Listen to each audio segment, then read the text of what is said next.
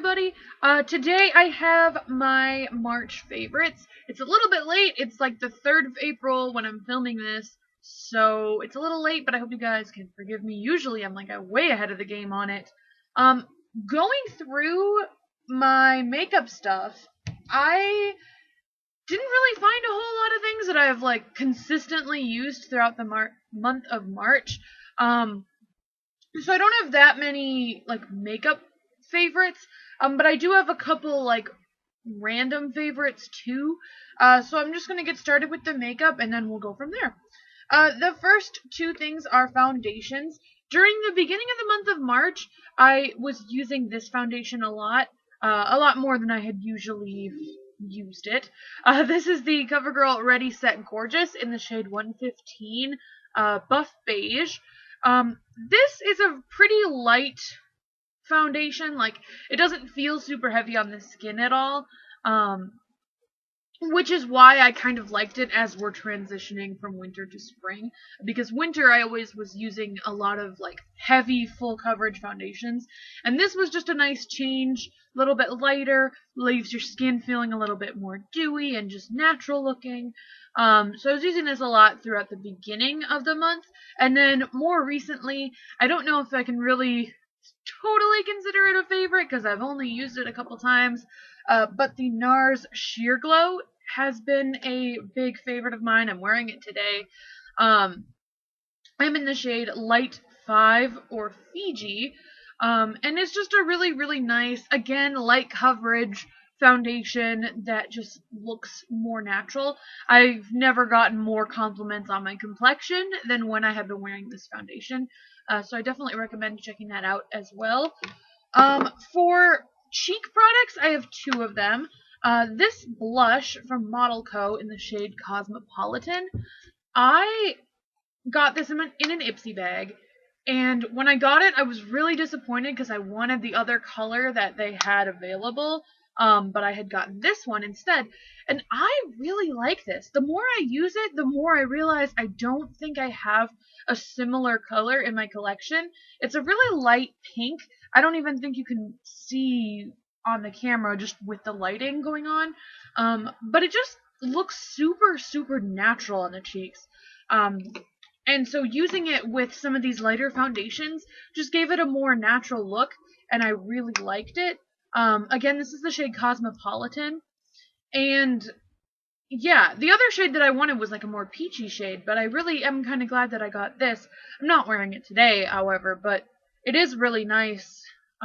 Just a really nice light pink. And even in the swatch, I don't know if you can even really tell, it looks kind of powdery and dry, but on the skin, blended out like with a brush, it looks really nice. As far as for contouring, I've been loving the NYX blush in Taupe. This is a really gray toned powder. It's perfect for contour. I used it today. It's perfect for, you know, making those shadows on the cheekbones and on the jawline. I don't usually use it on the forehead just because it looks a little bit muddy that way. But it's just a really nice, like, grayish taupe. I was comparing it to the shades in the Anastasia contour kit, and this is a lot more gray than those shades, any of those. And I also had seen a review about this product where the person had compared this shade to some of the shades in the NYX contour kit, and even then, like, this was a lot, you know, different than those shades, a lot more cool toned than any of those shades in the contour kit. So if you're looking for a nice, super, you know, if you're looking for a nice contour, I would definitely recommend checking this out. It's listed as a blush, but I think it's far more of a contour shade than anything. I mean, who would want this grayish, brownish taupe shade like on their cheeks? I don't know how that would look, but who knows? Maybe, I don't know. For eyeshadows, I've been using a lot of different ones. Today I don't have this palette on my face at all. I've been switching it up a lot, but I've been coming back constantly to the Too Faced Chocolate Bar palette, the original one. It looks like this, if you haven't seen it. I'm sure everybody's seen it, because if you watch anything related to makeup online, you've probably heard a lot of people talk about this, but I really love this palette. I take this palette home. Let's see, we'll put it like this so the mirror doesn't really glare that much. I take this palette home, like, pretty much every time I go home. This is my go-to kind of, like, traveling palette or something, because it's got a lot of, it's got matte shades, it's got shimmery shades, it's got warm shades, a little bit more cooler shades. You've got the burgundies, you've got the gold and the browns and everything. It's just a really nice neutral palette. It's got everything in one, and I really like that. I have not tried the semi-sweet palette, which is like the second one to this. I have really no interest in trying it, but I mean, it's probably good too, but I definitely recommend the first one out of the two of them. I have a new mascara that I have been trying out. This is the Smashbox Full Exposure. This is just a sample size of it. From what I have, from what I've experienced with it so far, I really do like it. The only complaint I have is the brush, but I think that's just because the wand is so small, because this is a sample. And of course I get mascara all over my hands. Anyway, this is a sample size. This is what the brush looks like.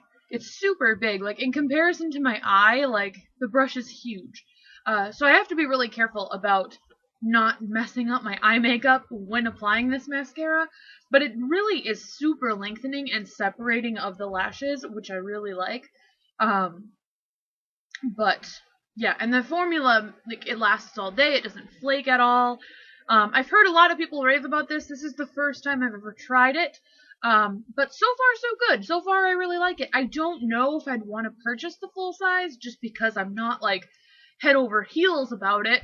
But this is what I've been using for the majority of March.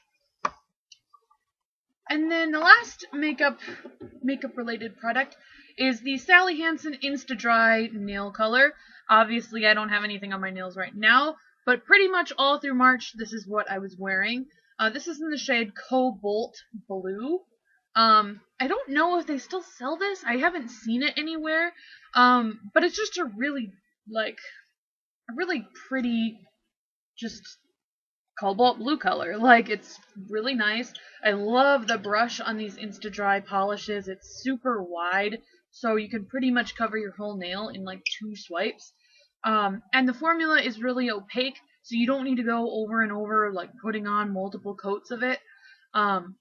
And I just think that the blue color is, unique. It's really pretty, and not a lot of people wear blue nails, so I thought it was cool. I have one kind of skincare product, and then I'll go into the randoms, and that is baby oil. I have been using this to remove my eye makeup. The school store on my campus does not sell, like, actual eye makeup remover. Of course, I don't have a bottle of it around, but like the Neutrogena eye makeup remover or the Maybelline, they don't sell that kind of stuff. All they sell is baby oil. This is what my mom has used for years to remove makeup, and I always have been just like, oh, like, it leaves, like, a oiliness on my lids and on my face if I use it to remove makeup. But I needed a makeup remover, and I didn't have time to run to the store, so I just picked up this small bottle of it. This is amazing at removing eye makeup. That's all I use it for. I use like a makeup wipe or something for the rest of my face. But as far as eye makeup is concerned, I just put this on like a cotton pad and like put it on my eye, and just kind of like with 1 or 2 swipes, the whole eye, like including eyeliner, including, the majority of mascara is off. And I just think it's so cool that you don't have to use a lot of it to get, good results. And baby oil is like fairly inexpensive. I'm sure you can get a gigantic bottle of this for less than the cost of just like a Neutrogena eye makeup remover. So I think I actually do have a full bottle of the Neutrogena packed away because I'm going home this weekend. But once I finish that, I think I'm just going to get the big bottle of baby oil and call it a day, because the Neutrogena nowadays is going for like $7, and if you can get a huge bottle of baby oil for like $4, like, that's maybe even less than $4. I don't know. But that's crazy to me, and so I think I'm just going to stick with the baby oil from now on, at least for the eye makeup. So now to the randoms. The first one is this shirt.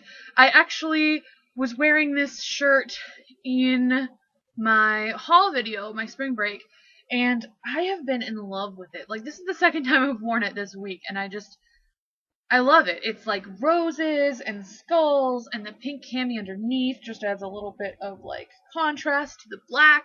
I just really like how it looks. It's long and kind of flowy on the bottom, so I don't know, I think it's perfect for spring and summer. And then my other kind of clothing item, which I did talk about in the haul, and you guys know what it's going to be, is my Markiplier shirt. I adore him. I've talked about this all the time. He's like my background on my phone. Well, okay. You can't see him because someone has texted me. But he's like the background on my phone. Like, I just love his little face. I just love everything about him. So I just love, like, this is the comfiest shirt. This is my favorite shirt. It's probably always going to be my favorite shirt from now on.